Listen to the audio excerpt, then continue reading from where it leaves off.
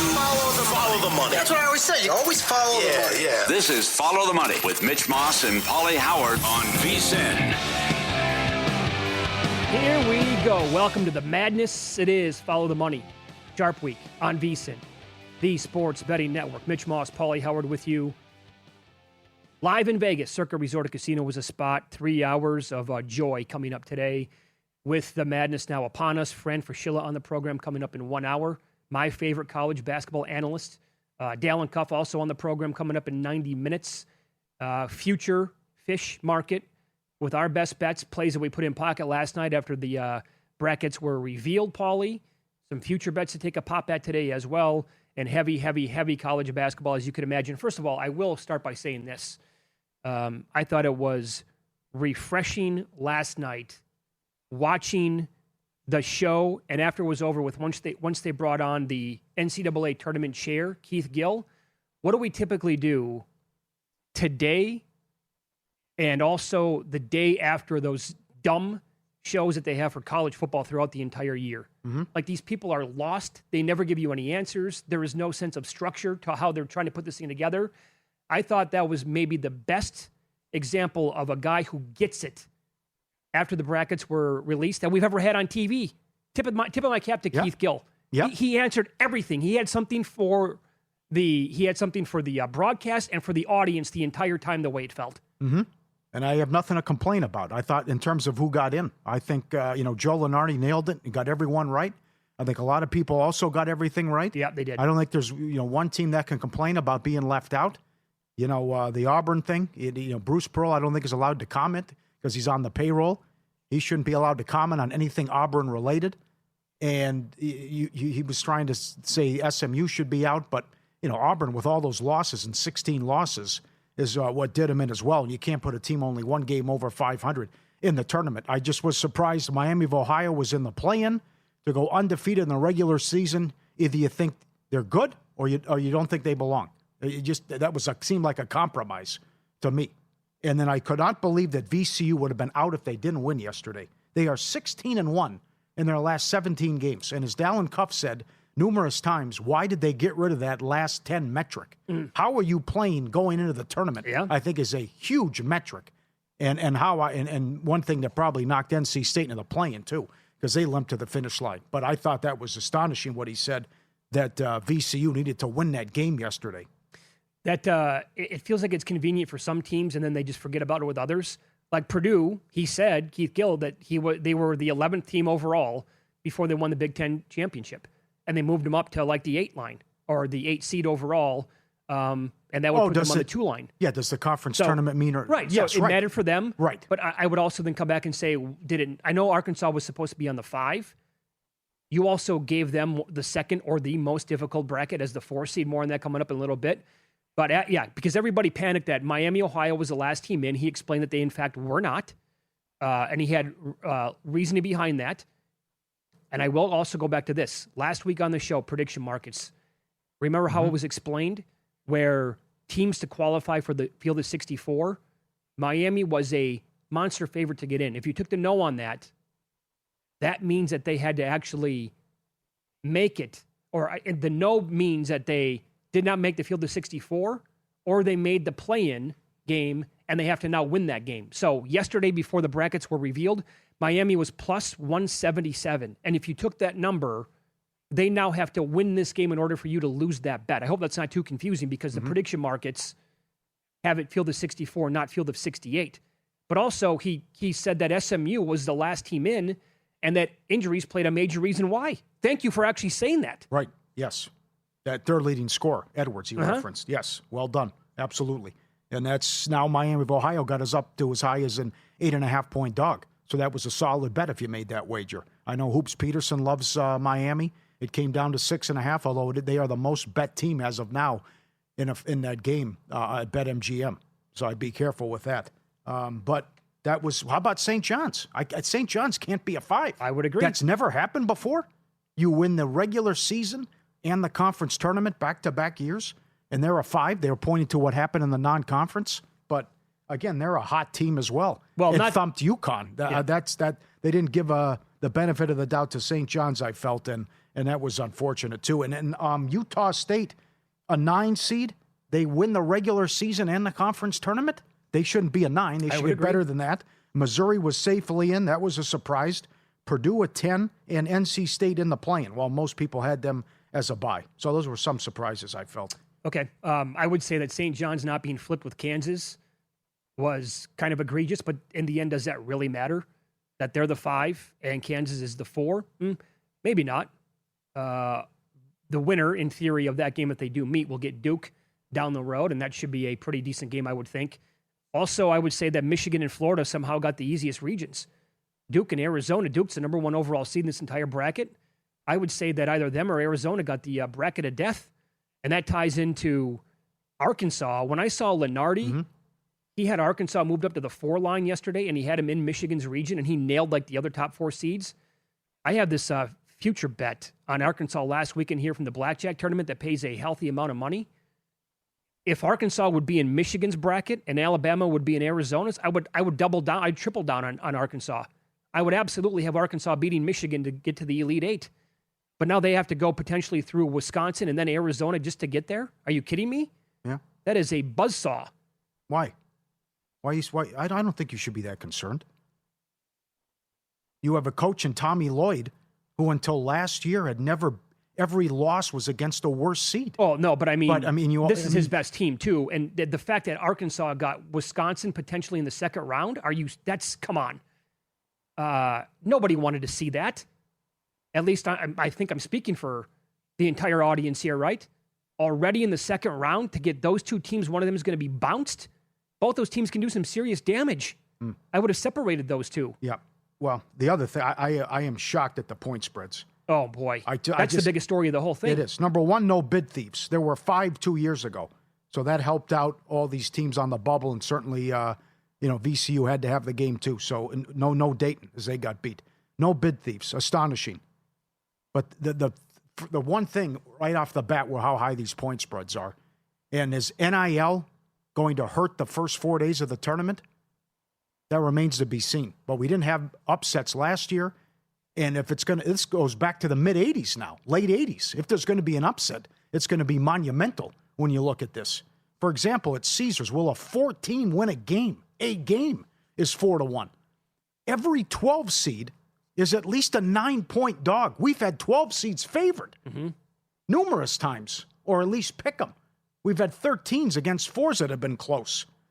So this is staggering what these numbers are for these point spreads, and the fact that you talk even Penn. The Ivy League has done well. They've won 6 times going back in the last 14 years, and they're usually a 12, 13, or 14 seed. Even though I know Penn was an upset, but they're a 23-point underdog. More than that, I grabbed 24.5 today. Okay. This show is brought to you by Profit X, and right now, King of March is giving you a shot at free trips worth up to $10,000 just for betting the tournament. Download the Profit X app and use the code VSINMM. And to your point, and this goes back now several weeks, I told you that the first bet that I was going to look at was the sum of all seeds to make the Final Four. If it was a high enough number, my biggest bet, I was going to unload it like every app to go under. Yep. I also thought the number would be 9.5. Bam, that's where they put it, 9.5. Actually, DK has 8.5, and the over on that one is even money. But the sum of all seeds at most books, 9.5 under is minus 130. How is that going to play out then? I had all 4 number 1 seeds making the Final Four last year. Is that going to happen? Or did we see maybe a little bit of the luster get worn off for those top seeds over the weekend enough to maybe make you say, yeah, I'm not so sure I trust them anymore? I don't think there was that incentive to win for some of them. Yeah. And, it was going to happen that they were going to play close games. You might be right, but they're highly power-rated. I got creative. I took Gonzaga to come out of the West because I didn't want to be boring. But you want to make the case again for the 1 seeds, I can't call you crazy or talk you off after what happened last year and how high they're power-rated. Well, more about the spreads. David Purdom had this. The average spread in the 4-13 game is 14.3, largest ever. The average spread in the 3-14 game is 19.5, largest ever. All 4 2 seeds are at least 20-point favorites. That I can't remember happening. First time since 1986. Oh, that's why I can't remember it then. There you go. And everyone, and it's the first time that all 5 seeds are laying at least 9 points against the 12. Yep. There was a year, I want to say around 18, 20 years ago, Calipari was at Memphis, and one of his teams, this is before Derrick Rose, they had the 1 seed, and I want to say that they were laying like 15 or 16 points against the 16 seed. That's the lowest that's the lowest I can ever remember. Yeah. So think about, and again, times change, obviously. That's now a long time ago. But now you have all these 2 seeds laying numbers that we haven't seen in 40 years, basically. And I have much more on this coming up in a little bit. Yeah. It's absolutely startling where some of these point spreads are. But also, and I'll say this, the market keeps driving them up for the most part. Well, there's going to be a case to be made for a lot of these dogs, though, because you're right. The point, not to win, but the point spreads are so high. It's crazy. Mm-hmm. I'm shocked at what happened with how big these are. And, you know, we had that run where a 15 was winning almost every year. A 15 to win a game is 7-1. A 14 to win a game, 4-1. A 12 seed to win a game is plus money. I'll give you another angle on this, Paulie. Yeah, 13 is no minus 180. So I want to see that prop when they come out with, will a 16, 15, or 14 win a game? Yeah, I'll expand on that because one of the most popular markets that bettors have looked at now for several years going is the team to have the most points in the first, the first to 10, the first to 15. That's great. So, but because dogs come in so often, the numbers on those dogs came down over the years. They got to bump them back up because these point spreads are so big, and I don't know if books are going to do that.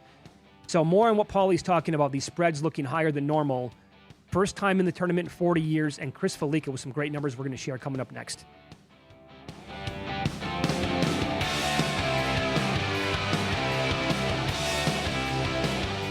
Hey, let me get your attention real quick, podcast listeners. It's March, which means the madness is officially upon us, and the folks at VSiN have gone crazy with this one. For $29.99, you get unlimited access to VSiN Pro through May 1st. I'm talking picks throughout the tournament, public betting data for every single game, sharp tools, projections, articles, and more.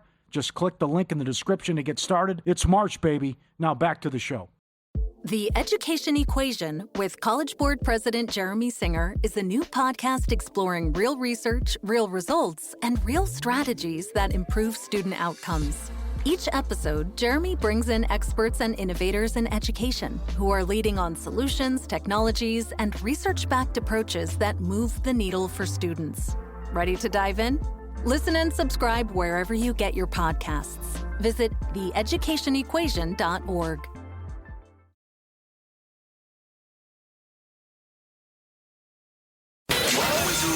Follow the money. That's what I always say. You always follow the money. Yeah. This is Follow the Money with Mitch Moss and Paulie Howard on VSiN. Welcome in. Follow the Money is brought to you by ProfitX, and right now you can compete to become the king of March and win free trips up to $10,000. Download the ProfitX app and use the code VSiNMM. Heavy college basketball throughout the entire show today, as you can imagine, and that's how we begin the hour, by going out to the Progressive guest line. I think our next guest is the best at what he does. It's Fran Fraschilla, Dynamite on college basketball coverage throughout the entire year. Fran, it's great to talk to you. Thanks so much for the time today. How are you? Oh, it's always great to be with you guys. So last year was the second time ever in the history of the tournament that we had 4 number 1 seeds make the Final Four. I've been having that feeling all over again for many weeks. Do you kind of sense a chalky tournament again? If not, where do you think the dogs are going to be barking from? Well, chalky from the top for sure. Like I think the Florida, the Florida-Houston matchup potentially 1 versus 2 in Houston could be problematic for Florida. That makes sense. Arizona, I've seen all year. I think they've got a great chance to get all the way to the. They've got a great road, if you will. San Diego and San Jose. I love that team. I think they might be the best team in the country right now, going into the tournament. And then, the East bracket, we've talked about how heavy it is with 6 Final Four coaches going to are in that bracket. So I worry about Duke. No Caleb Foster. We'll find out. I guess Gamba's going to be back. But Duke would be a 1 seed that would scare me a little bit because of the experience of all of the coaches in that bracket in this tournament. And, guys, it's interesting. The best of the best, the Izzos, the Patinos, the Selfs, the guys like that, they understand that it's not a 6-game tournament. It's really a 4-team tournament, 3 weekends. So these guys prepare so well.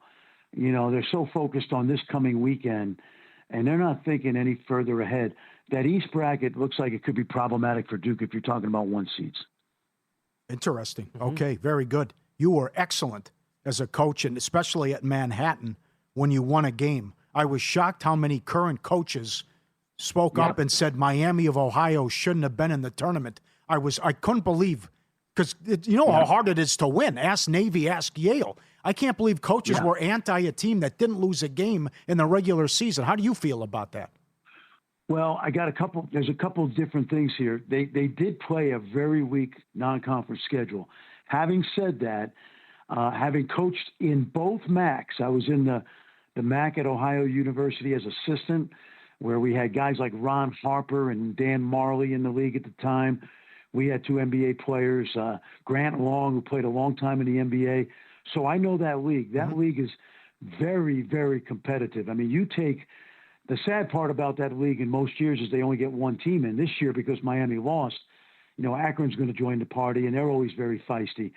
When my team in 1995 went to the NCAA tournament as a 13 seed, you guys may or may not remember, but we got in as an at-large at 25-4 because the committee felt we lost in our conference championship in double overtime. Okay. We had beaten St. Peter's easily in both of the regular season games, and they played great. We played well. They played great.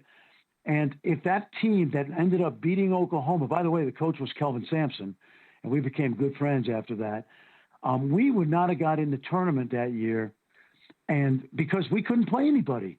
These teams like Miami of Ohio, if you come into a season, if it's a Belmont, if it's a Miami, if it's a Furman, you know, none of the big boys really want to play you. And if they play you, it's always going to be at their place. So I have no problem with Miami getting in because of the incredible consistency. I'll never forget the late Bob Frederick, who was the AD at Kansas at the time. He took a lot of heat when we got in the tournament. And when we beat, again, Kelvin's my friend, we were up 15-17 in the second half, and we were the better team that day. If my team were in this particular field, we would not have got in because of the analytics. So sometimes eye test overrules the analytics. Well, I want to ask you about that. And the point spreads this year in the first round, Fran, are the biggest that we've seen in 40 years. Like Purdue, for example, is a 2 seed. They're laying now 25.5. Illinois is a 3 seed. They're laying 24.5 against Penn. I mean, this is like uncharted territory that we're in here. If these teams are up by 27, 28 late, it doesn't matter to them if they, right? They're going to empty the bench, one would think, to get some of the guys off the way deep on the bench to get some tournament action here. You guys are thinking like guys who, as my friend Brent would say to me when we'd be in Kansas or Iowa, the boys in the desert know the best. Okay, and so that's a great point. I think the reason I think the spreads are so large right now with the 1, 2, and 3 in seeds is that it's the transfer portal.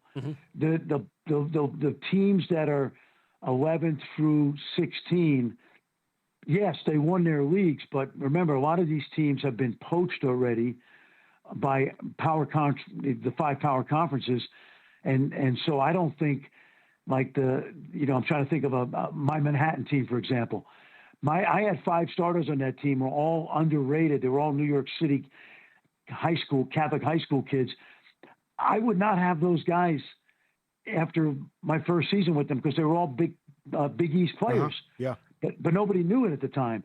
So what you're seeing, I think, at the bottom of the brackets is a lot of the teams. Yes, they won their leagues, but they're not powerful enough, to be like a 4-13 upset or a 3-14, which is common. 12-5s obviously are very common, but 13 through 16, I don't think they're as strong as the 13 through 16s in the past because of the poaching of the best players on those teams year in and year out. Very good. Follow the money here on VSiN, the Sports Betting Network. Our guest, Fran Fraschilla, great college basketball analyst on ESPN. He's on the Progressive Guest Line. Before you popped on, I was just talking about how much I absolutely love Darius Acuff's game, point guard for Arkansas, and I was like, I think he should be in the mix for the number 1 overall pick in the draft. He averaged 22-plus points and 6-plus assists as a freshman. The last freshman point guard to do that was Pistol Pete Maravich. I mean, that's just, come on, how good that is. Overall, your thoughts on him in Arkansas? I know they got the Arizona draw, but what do you think of that team going in off that SEC tournament championship? Well, I love it. First of all, I love it for Cal because he's a longtime friend. We've known each other since we were 19. We worked Dean Smith's basketball camp together. We didn't even know each other. Pittsburgh and Brooklyn. We've been friends since we were 19. We used to steal extra lemon meringue pies out of the UNC cafeteria. We still talk about that. And John doesn't want to pay for anything, so that was a good thing. But I love that. I love that team. Now I don't love them when they get to match up against Arkansas because I got Arkansas winning it all. Darius Acuff, I saw him in February when they actually lost to Kentucky at home. You guys may remember that. And he did not play his best, and yet I fell in love with him. I knew him from film. I knew him from USA Basketball. I'd seen him play, and to me, he's a clone of Damian Lillard. And the reason I say that is because I've always found, and I'm getting in the weeds here, guys, but Baltimore, Detroit, St. Louis, Oakland, those kids come out of high school with a chip on their shoulder. They're not LA. They don't get the hype of the Chicago and the New York kids. And this kid absolutely plays with a chip. And I'll just remind you guys that the Minnesota Timberwolves took Johnny Flynn and Ricky Rubio over Steph Curry. He went 7. Shai Gilgeous-Alexander, maybe the best guard in the league right now, went 11th. And, oh, by the way, Jalen Brunson went 34th, and he's possibly headed to the Hall of Fame. My point is, even in this draft, which we've talked about the top 3 ad nauseum, the likelihood of a Caleb Wilson or a Darius Acuff being the best player in this draft 5 years from now is always high. Because let's face it, if everybody in the NBA knew what they were doing, they'd all end up 41-41 every year. So that's a great line. There's going to be mistakes. And if you tell me, I'll tell you this right now, I don't think the top 3 is going to stay the top 3 when it's all said and done. And I wouldn't be surprised if Peterson drops to 4 or 5. Now, that's sacrilegious to say. I've seen him a lot. I think DeBonsa is rock solid there in the top 2. Boozer, absolutely. And I don't care about his athletic. The last guy I saw this on Athletic was named Jokic, okay? Yeah. So don't give me the athleticism stuff. But I'm with you, Paulie. I love Darius Acuff. Yeah. And then for the record, you said that you have Arizona winning the whole thing, yeah? I haven't done my bracket yet, but I can only tell you that based on what I've seen of the 4 seeds and then the 2-line, 3-line, I've been around Arizona all season long. They lost 2 games in 1 week. In February, they lost at Kansas in a desperation game for Kansas, and then shockingly lost at home to a very good Texas Tech team, which now is very shorthanded without JT Toppin. But I saw them beat Houston at Houston without Koa Pete and out without the Aristode. I think this is as complete a team as you'll find in the tournament. They're really missing nothing.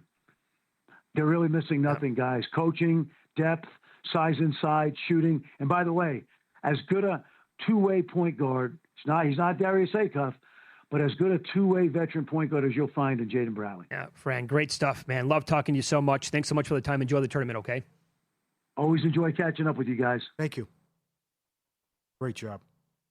Great point about being at Manhattan as well. Were you surprised by that? Several current and former coaches. That bothers me. Yeah. Like, you know how hard it is to win games. Yeah. And he's right about scheduling, too, how difficult that is. Let's follow the money on VSiN, the Sports Betting Network. Up next, we'll get into the betting guide coming up later on today. And some bracket advice. Hint, don't get too cute.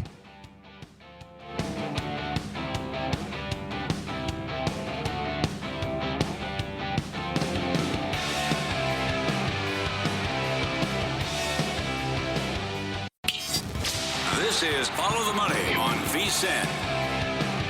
More college basketball here Dallin Cuff joins the program now. He's going to be on first and second round coverage, TNT Studio this week for the Madness, also Sirius XM and the Field of 68, and he is on the Progressive guest line. Dallin, good to talk to you again, my man. How are you today?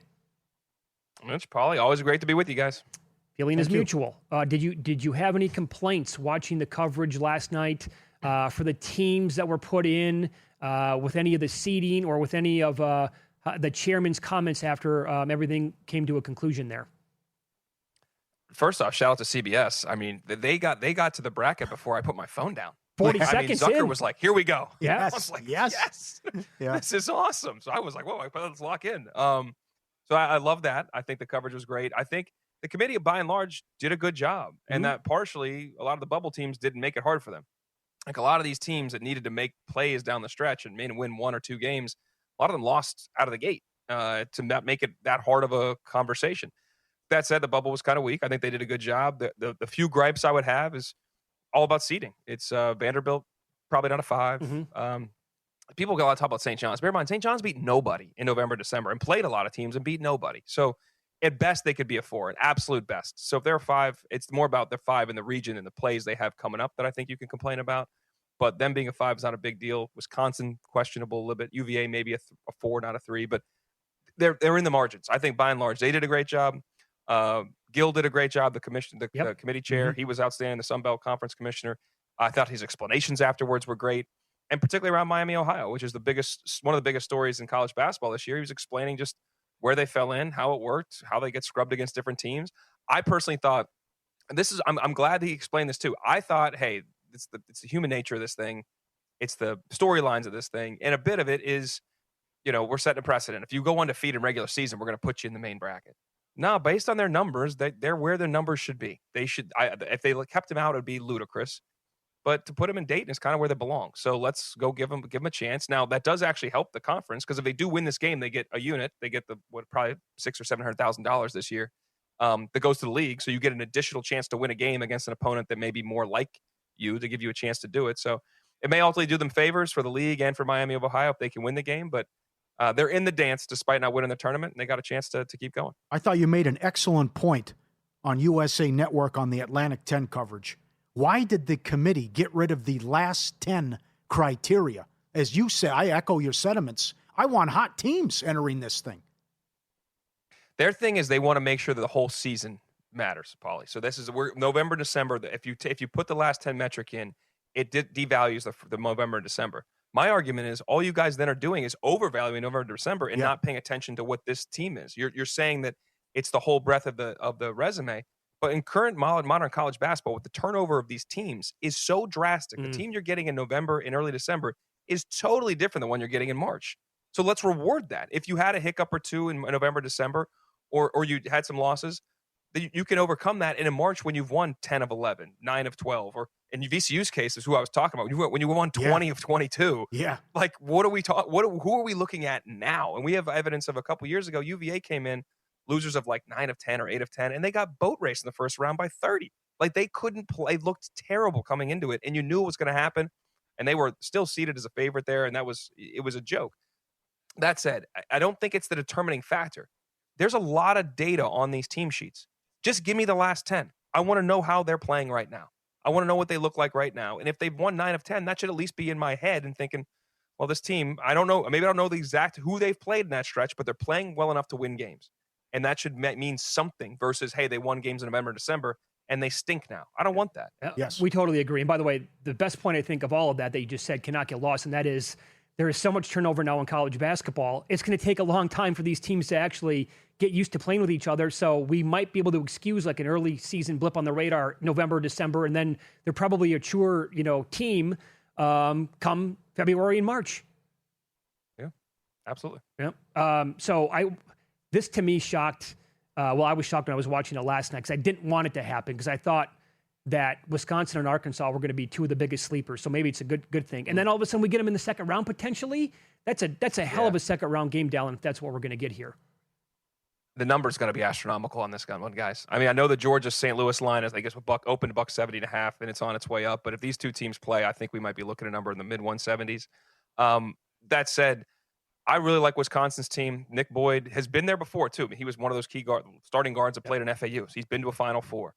John Blackwell's an absolute stud, and they space you and they can knock down shots. Arkansas has the best offensive player in college basketball, in Darius Akoff. The best offensive player.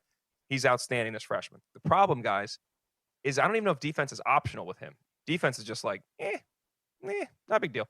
That's a problem. And Arkansas, when they defend, they can be really good. My problem with taking them deep is you do need to guard, and you do need to have some approach to do that. And when you have two freshman guards and him and Malik Thomas that are really dynamic offensive players, but you can take it or leave it on the defensive end, I can't trust that as much. So I like Wisconsin in that matchup. I think it's a great matchup. I think outside of that, Arizona got a really good draw. I think the weakest 2 seed in Purdue, the weakest 3 seed in Gonzaga, but I do think they have the toughest 4-5 matchup. Either way, whether it was Wisconsin or Arkansas. And like I said, I think it's going to be the Badgers, who, bear in mind, have won at Purdue, at Illinois, at Michigan. I mean, this team this is a great example, guys. November, December, they got boat raced by other quality opponents. We're talking losing by 30. You switch into January, February, March, they're a different team. Those guards are really going, and those are road wins against quality teams. I mean, a 1 seed, a 2 seed, and a 3 seed, and they have other good wins at home. This Wisconsin team has really improved over the course of the year. They play fast. They shoot it. They all can shoot it. I really like the Badgers. There are some gigantic point spreads early, but can you make a case for a dog and an upset here outright? I do like Akron straight up against Texas Tech. I know it's trendy, but I've been saying Akron's the best team in the MAC for 5 weeks. Like they played the same schedule as Miami of Ohio, except they had to go to Miami of Ohio. That's their only league loss. They went on the road, lost by a couple points back on January 3rd. The other loss since then has been Detroit. They went and played a mid-season, mid-conference, non-conference game against a really good Troy team who's in this bracket, conference champ, and lost by a couple on the road. But John Gross's team, they can space you. They can shoot it. Johnson's an elite guard. I really like their team. And then when I say they're playing the same schedule, Miami, Ohio was getting by the skin of their teeth. The Zips were blasting teams in the MAC, and that's a good league, and they were working teams. So I don't know what Christian Anderson's situation is, and we pulled up Lame in the Big 12 Conference Tournament. He's huge for what they do. We know Texas Tech can shoot it. Their bigs are good, but not great. Of course, you're playing without Toppin. And I don't think their size advantage will be as stark. They're just not as deep. Watts presents some problems matchup-wise, but I like the Zips here. I think they can win this thing in a 12-5 game. The other game that I think is really interesting, I don't think they're going to win it, but I love the number, is Hofstra plus 13.5. Okay. I liked it last night. When you think about how Hofstra plays, it's Speedy Claxton's team. They're one of bottom 50 tempos in the country. They play slow. They have the CAA Player of the Year in Cruz Davis, a guard that can just get his own bucket. Preston Edmeade, freshman of the year in that conference. Great other guard they have, who honestly probably won't be playing for Hofstra next year, but that's unfortunate. But that's how college basketball works right now. Talented freshman. I think they can slow the pace of this game down, make it more of a half-court game, stay in the game. And, of course, we know with Alabama, it's make or miss. If they're off on their threes, they could lose. That said, Aiden Holloway did get arrested today. Yeah. I feel bad for the young man. I don't know what was going on there. Pound of marijuana in the residence. That's a felony in Alabama. He's already out on bail. I have no clue what's happening legally. I have no clue what's happening in their program or their head. All I know is Hofstra's fully locked in. And they play a style by which can be effective against Alabama to stay in the game. And if Holloway's not there mentally or physically, that really changes this team because they don't have a lot of inside presence to beat up. You want some of the challenges of mid-majors is when you can't handle it physically, when you can't withstand their front court or their wings are too much. This team doesn't really present those challenges as much. So I really like Hofstra with the 13 points. All right. Stock down for you by chance on Florida and or Michigan based on how they fared in their conference tournaments? Let me just give you Florida. Absolutely not. I think that was a game. They were bound to play a bad game at some point. Fine with it. This team is still elite. I still have them. I have them winning the national championship. Okay. I'm going back to back, playing Arizona in the final. I do think Iowa State beats Michigan in the Elite Eight. I think that's a tough matchup for them if Iowa State gets there. I like Iowa State's draw on the bottom part of that bracket. I think Santa Clara beats Kentucky. Tennessee cannot score. I cannot watch them play offense anymore. Oh, it sucks. I would rather go down. I would rather go down to the grocery store and watch them unload the trucks than watch that team play on the offensive side of the floor anymore. It is painful. So not scared of the 6. UVA can present some problems. But Iowa State against Michigan, one of the problems Michigan has without LJ Kaysen is a really good backup guard. Yeah. He's out injured. He's done for the season, which stinks for him. Elliot Kendo can struggle with some size and some length at times. He gets sped up. We saw it a little bit this week too. He struggled. Iowa State's what they're going to do. They're going to get at you. They're going to blast ball screens. They're going to keep it on one side. Michigan's bought 14th out of the 18 teams in the Big Ten in turnover rate, offensive turnover rate, about 17% of their possessions. Bottom half of the country in that overall on the whole season. We know that's what Iowa State does. They're top 5 in the nation And defensive turnover rate, they're going to get after you. They're going to turn you over. And if Milan Momcilovic is shooting it like he has for the majority of this season, and Joshua Jefferson's presenting that matchup problem that he is, I really like Iowa State. I have the Cyclones getting through Michigan and getting to the Final Four. Very cool. Dalen, you're living the dream this week, man. First and second round coverage on TNT with all these games. Have a great time with it. Enjoy the games. Thanks so much for the time. We appreciate that. Anytime, guys. Be well. Thank you. You Dalen too. Cuff back at you on the Progressive Guest Line. Also, Sirius XM and the Field of 68. We're on the same page with one of those bets that he talked about, and we're going to go to the future-ish fish market coming up next. Short-term futures. We're on ahead of the tournament coming up on Follow the Money. It's VSiN, the Sports Betting Network.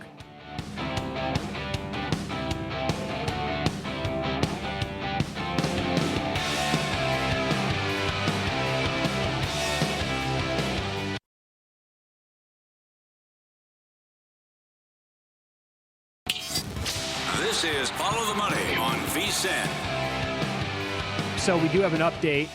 We were just talking about this with Dalen Cuff moments ago. The Alabama game against Hofstra, Bama lane 13, and what happened this morning with Aiden Holloway. Aiden Holloway, the team's second leading scorer, busted with, was it a pound of marijuana? Yes. So Alabama has released a statement moments ago. Quote, the university is aware of the allegations and is working to gather more information. The student has been removed from campus pending further investigation by the University of Alabama Office of Student Conduct. End of quote. I can't imagine a scenario where he's going to be playing in the game. Second leading scorer, they're lane 13. Hofstra, by the way, at KenPom is number 87 in the country. How about the timing stinks? Number one. Number two, he's your second leading scorer. Number three, Luke had a great line. Who tipped him off to search the place? Probably a Hofstra guy. Hofstra alum. Oh, hey, this guy's up to no good. Check his place out. He'll find the good stuff. That is right. Oh, God. Get him off the team. But do whatever you got to that's do. incredible. Maybe well known around campus. I don't know. But it's like, hey, our second leading scorer, Dr. Feelgood, by the way. If you want to see him, go up to the apartment, check him out. He got the goods. Oh, my God. How about, is it possible an ex? Did he recently break up with a girl? Did he cheat on somebody somehow? Remember BYU that one year? Oh, of course I do. They got They ratted on it. They ratted out on it. One of the best players because he was hopping on the good foot and doing the bad thing, and you can't have premarital sex. Can't do that at BYU. They ratted on broke the code. Somebody found out, and they can you imagine the world that we're living in for that to happen? That was a good team. Oh, that was a Jimmer team. Yeah. Was it not? The center was kicked off the team. He had premarital sex. That kid could score, man, on the basketball court and off. Yeah. One of the only BYU players to ever evidently do that. Brigham Young had like 90 wives, and the whole thing's preposterous, right? Well, that show with Bill Paxton on HBO. Right. He had a premarital sex. He's married to half the city. Yeah. Come on. Pound. He's not playing. You want to take the 13 right now? No, he can't play. No, Dallin made a good breakdown. Yeah, that was a strong breakdown. Northern Iowa, definitely. Definitely. Yes. You know, I like to bet against teams that win the conference tournament and come and smelling themselves, right? So I'm also against Purdue. Number one, it's also a ridiculous point. It absolutely is. Purdue's got to win by 25. I'm thinking the same thing about Arkansas. Yes. Hawaii, Northern Iowa, Troy. I'm with them on Akron. And favorite standpoint, Georgia. It's a play against St. Louis. How St. Louis limped to the finish line. And another one, too. I was watching the numbers go up on the screen right as the matchups were announced. DraftKings did put up a 9.5 right away on Kansas. 9.5? Then they took it down and put up 11.5. And now it's 14.5 against Baptist. So maybe they don't blow them out. I don't know. But I certainly love Daniels, the player of the year for Cal Baptist. He is fun to watch. But those are some plays I like. Not a ton of futures. But you have some stuff, and there's some good stuff up and coming out in the guide. Make sure you get our guide, which is excellent. And Adam Burke and the crew always do a great job. I love the creativity from Jensen Lewis, who's got some good stuff that he parlayed. Like Purdue and Gonzaga to make the Sweet 16. Okay. He's got that at a good price. He's got South Florida winning outright. Very popular, though. I like him as well. This parlay's $1.20 at DK. Duke and Michigan to reach the championship, plus 515 on DK. And Aaron Moore's got a good one. He has Houston plus money to reach the Elite Eight. Don't give me your dissertation on the rollover parlay. I know more people who have chugged beers with the Easter Bunny than actually perform the rollover parlay. More rights. That's great. That's funny. They did a couple of good stuff there, and you'll love this. He added, is this him or you? He added Acuff to be the number one pick. Oh, well, that's definitely me, but I don't have that in the guide. Does Moore have that in the guide? More, yeah, more in the guide. Yep. Yeah. Well, we have more here. Yeah, It is Sharp Week here, Paulie. So it's time now for the future fish market that we're doing on the show. Great graphics by everybody involved here. So I did bet Purdue to make it to the Elite Eight. Look, again, and I wrote this in the guide. I'm about as big a Matt Painter fan as the next guy is. But did I fall asleep? And were the Boilermakers rewarded with a 1 seed overall? I cannot believe the draw that they got. They were the 11th team, according to the committee, before they won the Big Ten title game. And now they were bumped up to the 8th team in the 2 line. They get Queens, huge favorites. Yeah. They get Miami, Missouri. Okay.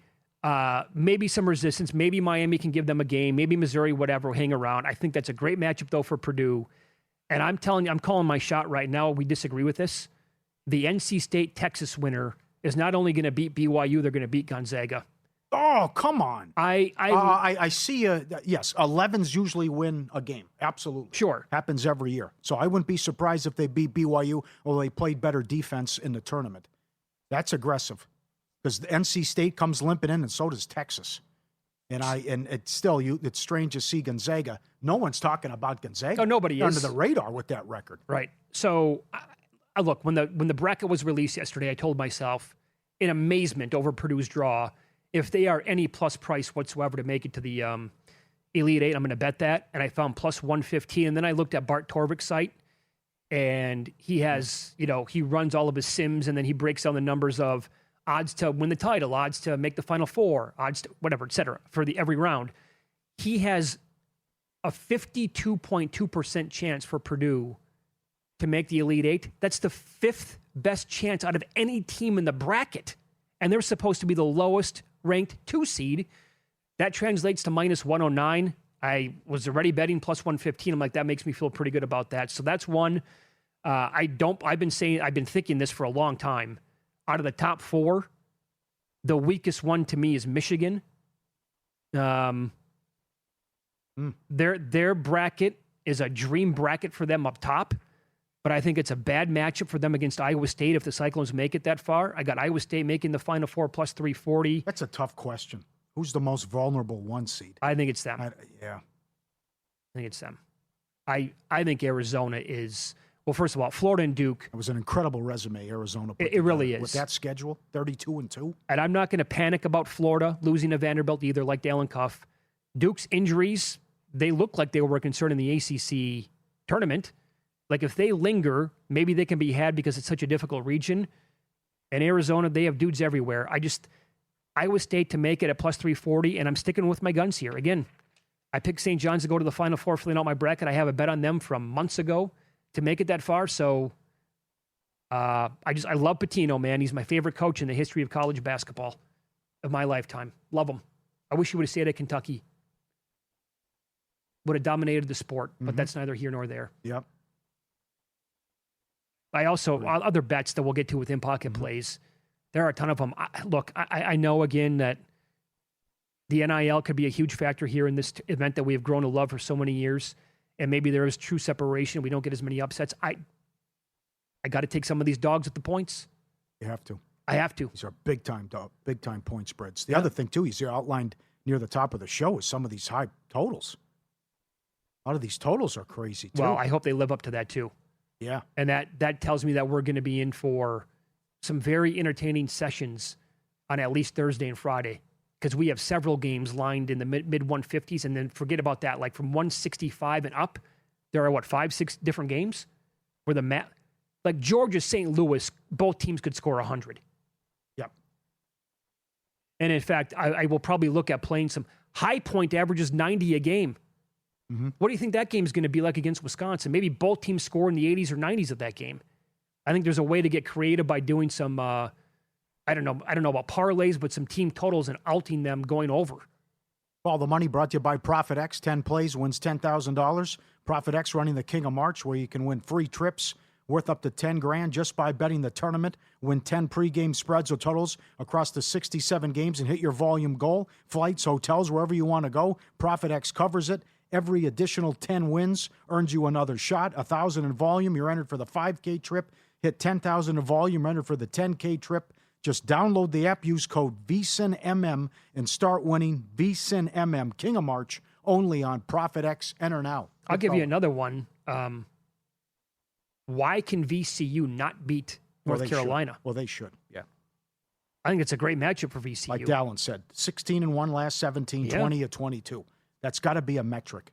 To me, that's one of the most important things I'm looking at if I'm on the committee, your last 10. And they are on fire, and Martelli did a great job. And they blew out St. Joe's, blew out Dayton. Great job. And certainly with the Wilson injury, they're catching UNC at the right time.